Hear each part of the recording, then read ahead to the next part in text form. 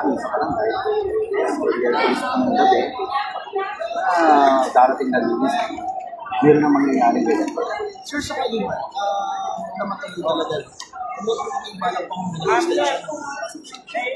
Yes, yun lang naman. Yun. Parang ano yun. Tulad na sinabi ko, mapaghandaan. Mas malaya nilang maaayos sa kanilang mga kasama. Diba makakapag-desisyon sila ng again, napakalinis. Ano yung pagkakalobang importante naman ko, nabigyan ng tao ng pagkakataon na may ayos nila maging ang kanilang balang. Yung kwento nga natin, yung hirap na mga nangyayari sa hindi agad nakakatayo, tiglayin nila para makapanimagay. So, at least, Kung sana pa, pero kung hindi naman, importante kahit paano mabigyan lang para makapagpapalito sa tao. Yun lang. Gano'ng matagal na sila doon? Wala na. Kung maano ako, yung isang bahay ni Sora dyan ay 1926. Ilang saling-saling.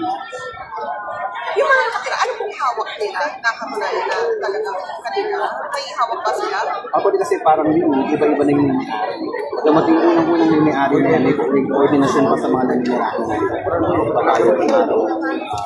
Ayan. So humaba na ipasa sa, nawala na yung mga matatanda na ipasa sa anak, ipasa sa apo. So hanggang sa napunta na kung ano yung mga iba na hindi na nakakalungkot. Yun. Ay po, maraming salamat po. Sir, ano lang, for the record na lang. Supportan ninyo, tulungan niyo po kami na mapahayag kasi last nung magkaroon po tayo ng election yung pong lugar na yan ang unang binabaan ni Vice President Sara Duterte. Sana po makita niya itong nangyayari sa amin at awaan Diyos matulungan. as in jail, First time po to, no, na nag-affect silang mag-monitor. Yes. Oo.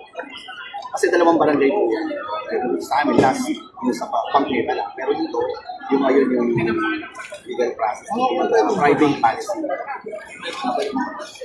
Ano po? Yes, iba-iba po. Kasi matatagal na po eh. Tulad na yung mga orders. Sana po maparating po yan kay Vice President Sara Duterte siguro na ang tamang manirahan dito sa bansa natin ay tayong mga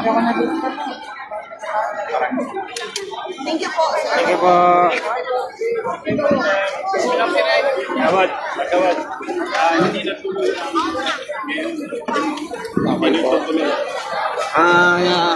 Sana po. Opo, yes po, yan po. Hindi na tuloy.